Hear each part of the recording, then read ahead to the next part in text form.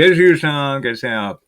पार्थाय प्रतिबोधितां भगवता नारायणेन स्वयं व्यासेन ग्रथितां पुराणं मुनिना मध्ये महाभारतम् अद्वैतामृतवर्षिणीं भगवतीम् अष्टादशाध्यायिनीम् अम्ब त्वामनुसन्दधामि भगवत् गीते भवद्वेषिणी।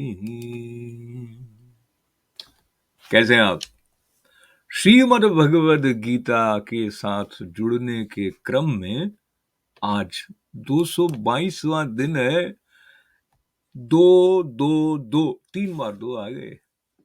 2 को 1 करने की यात्रा जो है वो हमारी साधना के साथ जुड़ी हुई है और द्वैत से परे ले जाने के लिए जो अद्वैत का दर्शन है, जिसमें ये बात स्पष्ट होती है कि मानव सेवा ही माधव सेवा है। प्रत्येक कण कण में दिव्य का दर्शन करने की जो सीख, संकेत, प्रेरणा भारतीय सनातन परंपरा का अनिवार्य अंग है। एक और शब्द आ रहा था इसमें, अनुस्यूत है। तो जो हिंदी भाषा के ऐसे शब्द जो संस्कृत के साथ जगमग करते से लगते हैं, उनके प्रयोग से हम धीरे धीरे दूर होते जा रहे।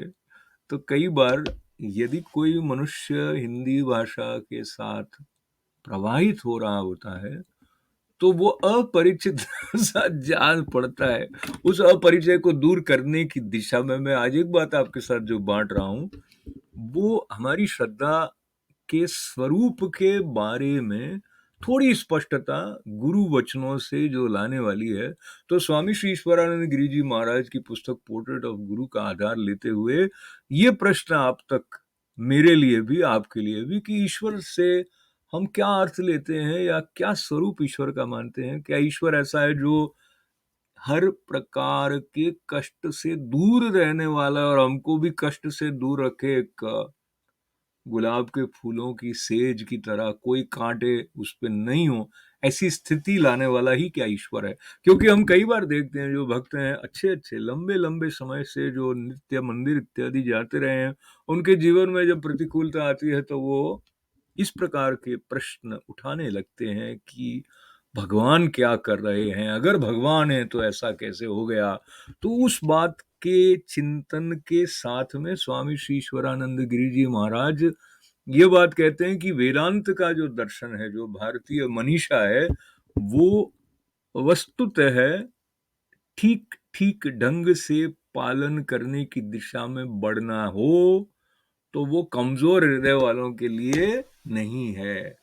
क्योंकि कष्ट सहने के लिए प्रस्तुत हो तप की तरह उसको लें, इस तरह की बात तो साधना में आती है। और साथ ही साथ जो हमारे पूज्य अवतार रूप में राम और कृष्ण जिनको हम पूजते हैं, उनका जीवन भी यदि देखें तो वो किसी आधुनिक जो पाश्चात्य जगत में नायक की तरह स्थापित हुए कुछ हैं, एक ही वार में सबको समाप्त कर दे, इस प्रकार का नहीं उनका जीवन रहा है। राम भगवान का जीवन देखें तो उन्होंने भी बहुत विपरीत समय का सामना किया। उन्होंने वहां पर जिस तरह से अपने ब्रह्म भाव को अपने जीवन के माध्यम से हम तक पहुंचाया है, उसमें उनका वनवास भी है और बल्कि वनवास में उनकी परम प्रिया सीता जी का रावण के द्वारा हर लेना भी है। तो पुनः वापस जब अपने राज्य में लौटे तो भी उन्हें आलोचना का सामना करना पड़ा और धोबी की बात से पुनः सीता जी से वो दूर रहे, ऐसी स्थिति आई। तो राम भगवान ने अपने जीवन में प्रतिकूल समय न देखा हो ऐसी बात नहीं है, और यही बात भगवान श्री कृष्ण पर भी लागू होती है। पर उनके समय में भी और अब भी जब उनके भगवान होने की, उनके अवतार होने की बात को हमारा रोम रोम स्वीकार करता है, तो उसमें मानव जीवन के द्वारा उन्होंने जिस तरह के आदर्श मानक स्थापित किए, उन आदर्श मानकों में प्रत्येक परिस्थिति में सम रहने वाली बात कहीं न कहीं दिखाई देती भी है या उसका संकेत आता भी है। और इन संकेतों को साथ लेते हुए हमें ये पता लग जाता है कि स्थिति चाहे अनुकूल हो या प्रतिकूल हो, उसके मध्य में जो एक रसमय जीवन का प्रवाह है, दृष्टा भाव से उसको देखते हुए अपने ब्रह्म भाव के स्मरण के साथ जुड़ने की साधना का संकेत, जो कि हमारी परंपरा में है और वो हमारे सम्मुख मुखरित होता है श्रीमद् भगवद गीता में विलक्षण रूप से। उसमें से विश्वरूप दर्शन की तरफ जब हम आज बढ़ने वाले हैं, तो ये भी स्वामी जी के वचनों में से स्मरण कर लें कि हर स्थिति, हर चुनौती और विपरीत परिस्थिति में जो एक अभिव्यक्ति भगवान राम, भगवान कृष्ण के व्यक्तित्व कहते हैं या उनके द्वारा आई, वो सा एव अहम, ब्रह्म एव अहम, वो वाला जो भाव है उसको पकड़ने में श्रीमद् भगवद गीता हमारी मदद करती भी है और प्रेरणा भी देती है। और विश्वरूप दर्शन देकर जब अर्जुन उस दर्शन से घबरा रहे होते हैं, तो वो भी कहीं ना कहीं है कि हम जिस विराट के साथ जुड़ रहे हैं उसको हम अपने ही जैसा समझ लेने की भूल जब कर लेते हैं सीमित दृष्टि से, तो वो हमारे जीवन को हमारे लिए असहनीय सा कभी कभी बना देती है। और ये जो आंतरिक अवस्था है श्रद्धा के साथ, भक्ति के साथ, उसको हम ऐसा कैसे बना पाए कि हर तरह के अवरोध, अड़चन और जो कुछ बाधा आए उसको हम ऐसे पार कर जाएं जिसके लिए श्रीमद् भागवत में कहा गया कि जैसे गाय के खुर से बने हुए गड्ढे को सहज ही हम पार कर जाते हैं, ऐसे पूरा भव सागर पार हो जाए। तो पार तक पहुंचने की बात को लेते हुए आज जो 2 श्लोक हमारे साथ हैं उनकी तरफ बढ़ा जाए। 11वें अध्याय के 29वें श्लोक में अर्जुन कह रहे हैं, यथा प्रदीप्तं ज्वलनं पतंगा विशन्ति नाशाय समृद्धवेगाः तथैव नाशाय विशन्ति लोकास्तवापि वक्त्राणि समृद्धवेगाः।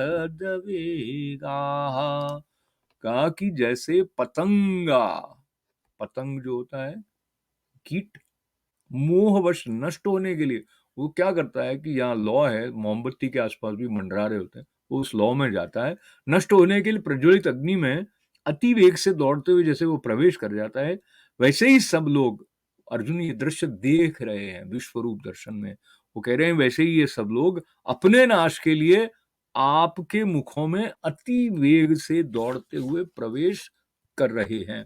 तो जो ये नाश है वो उस रूप का नाश है जिस रूप में वो दिखाई दे रहे हैं, पर दूसरे अर्थ में अगर देखा जाएगा तो वो अपनी पूर्णता की तरफ बढ़ रहे हैं। पर इस प्रसंग को फिर कवि के लिए छोड़ते हुए अगले श्लोक की तरफ बढ़ते हैं। सब लोगों को ग्रसन करते हुए तेजोमय भयानक विश्वरूप का वर्णन इसमें है।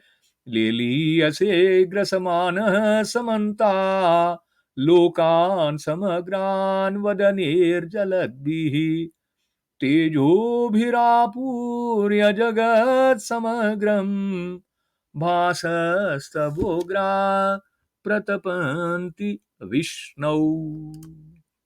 इसका अर्थ है आप उन संपूर्ण लोकों को प्रज्वलित मुखों द्वारा ग्रास करते हुए सब ओर से बार बार चाट रहे हैं। हे विष्णु, आपका उग्र प्रकाश संपूर्ण जगत को तेज के द्वारा परिपूर्ण करके तपा रहा है। ये दर्शन हुए हैं अर्जुन को विश्वरूप के, और उनके द्वारा इसका साक्षी बनने का अवसर हम तक मिल रहा है। श्रीमद् भगवद गीता को कोटि कोटि प्रणाम करते हुए आपका आभार है। बहुत बहुत मंगल कामनाएं। सबका मंगल, सबका कल्याण और पूर्णता की प्राप्ति की ओर हम श्रद्धा से बढ़ें, प्रेम से बढ़ें, सबके प्रति करुणा के भाव के साथ बढ़ें। जय श्री कृष्णा। ओम पूर्णमद पूर्णमिदं पूर्णात् पूर्णमुदच्यते पूर्णस्य पूर्णमादाय पूर्णमेवावशिष्यते। ओम शांति शांति शांति। जय श्री कृष्ण।